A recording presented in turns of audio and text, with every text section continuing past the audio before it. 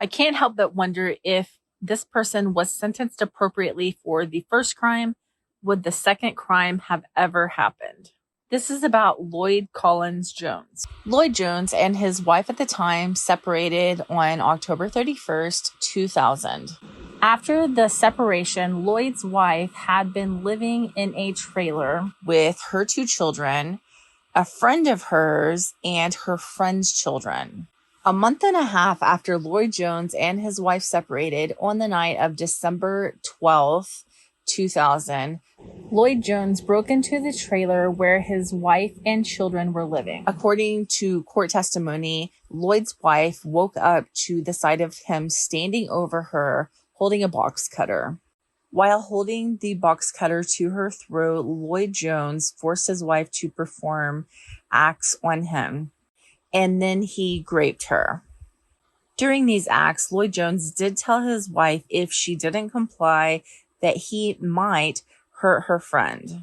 Lloyd Jones told his wife that he was going to be moving into the trailer with her, and if she wanted a divorce, that wasn't going to happen. The only way they would be separated was by her death. After he left, Lloyd Jones' wife automatically called the police and reported the incident. The next day, his wife went into the Sebastian County Police Department and an interview was conducted. During that interview, Lloyd Jones' wife, at the request of an investigator, called her husband and tried to get him to admit to what he had done on a recorded call. He was hesitant to admit to anything, but eventually at the end, he did say that he did it.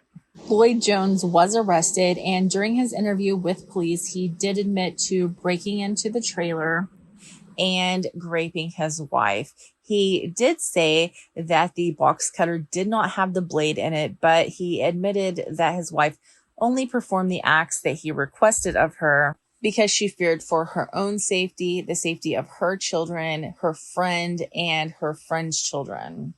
Lloyd Jones was charged with rape and was found guilty by a jury the following year. Lloyd Jones was sentenced to 10 years in prison. Usually this might be the end of a video, but this is just the beginning of crimes of Lloyd Jones. Lloyd Jones spent around 7 years in prison and was paroled in September of 2008. A few years after Lloyd Jones was released from prison, he tragically affected another family. February 10th, 2012, a 16-year-old named Angela Allen told her family in Van Buren that she was going on a walk. What Angela's family did not know at the time of her disappearance was that sometime about a month before, Angela had started chatting online with a 36-year-old registered sex offender named Lloyd Jones. So according to Lloyd Jones, he and Angela went out to an area by the Arkansas River known as the Mudtown Bottoms. Out in that area, he was making out with Angela when he learned that she was actually 16 years old. Keep in mind that this is the story according to Lloyd Jones. So Lloyd Jones said that he got angry with Angela because he found out that she was 16 years old and he hit her. He says that after he hit her, he pushed her in the water. Meanwhile, Angela's family did not realize at this point that she was gone yet. They did not realize that Angela was missing until the next morning when they realized that her bed had not been slept in. Angela's family really had no idea about where she could be. So sometime during that same day, February 11th, when Angela's family discovered that she was not home, Angela's friends started receiving text messages from Angela's phone saying that Angela was going to Little Rock with a man. This communication from Angela's device really helped police in finding out what happened to Angela. That communication, coupled with going through Angela's computer, finding out who she had been chatting with, was really key. So police did, of course, discover that she had been chatting with Lloyd Jones. As far as I know, they have not publicly revealed the contents of those conversations, but they do say that Lloyd Jones was definitely grooming Angela Allen. In saying that, they have also said that Angela Allen did leave of her own free will and meet up with Lloyd Jones, but she was being manipulated. So police could see that Angela planned to meet with Lloyd Jones on both February 9th and February 10th. On February 16th, Lloyd went in to talk to police willingly about Angela Allen. During that interview, Lloyd Jones did admit to police that he struck Angela Allen with both hands and that the last time he saw her, she had fallen into the Arkansas River. So police looked all over the area that Lloyd said he had been with Angela Allen. They could not find her anywhere. And it wasn't until the next day when Lloyd Jones' father went to the jail to have a visitation with him that was recorded that Lloyd Jones really admitted to being responsible for the death of Angela Allen. His dad asked him what was going on, and he said, "I panicked, I did it." Police started searching land owned by the Jones family, and there on that land, they found a blue barrel, kind of like a 50-gallon drum that had a hole cut in the bottom of it, and through that hole, they could see a human hand and a shoe.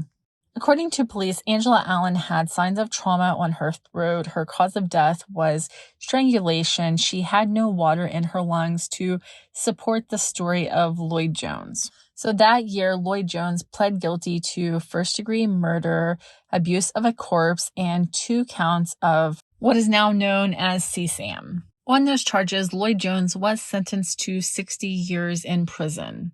He will not be eligible for parole until the year 2072. Again, normally I would end the video here, and I kind of feel a little bit like an infomercial, but wait, there's more.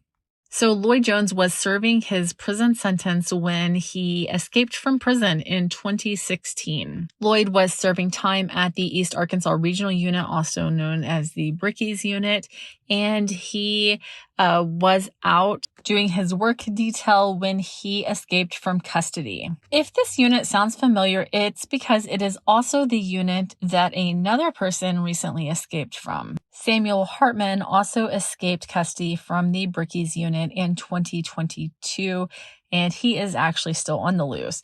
But unfortunately for Lloyd Jones, his story was a little bit different. So there was a manhunt, of course, and after 3 days, Lloyd Jones was actually found and returned to prison. And Lloyd Jones actually only made it about 5 miles away from prison, but he did not return to the same prison that he was at. Instead, he was transferred to the maximum security unit, and that's where he has been held since 2016. Lloyd Jones did not get any additional prison time for his escape, but I guess they figure like he's not going to come up for parole till he's pretty much dead anyway, so they just left it alone. So this is where the video ends. That was everything about Lloyd Jones. He is still in prison. He is in the maximum security unit. I'm sure that he will be there and serve his time out there because he has already escaped from prison once, and he definitely can't be released for the safety of literally everyone else. And someone like me, I have to wonder if Lloyd Jones was in prison where he belonged and he didn't get such a slap on the wrist from the jury after the crime that he committed against his wife, because the jury actually recommended a 5-year sentence, but the minimum was 10 years. And maybe that's because it was a different time and, you know, people just couldn't imagine it being a crime to do something like that to your spouse. I don't know. But my question is, would Angela Allen have been alive to live out the rest of her life in happiness had it not been for Lloyd Jones getting a slap on the wrist? Angela Allen was a child and no match for someone who is a predator like Lloyd Jones. I cannot say for sure that Lloyd Jones knew that Angela Allen was 16 years old and intended to take her life on that day, but I'm pretty confident. I mean, like they said, the police said he was grooming her and he was 36 years old. He had 2 children of his own. You know that that's not an adult, I feel like, but that's just my opinion.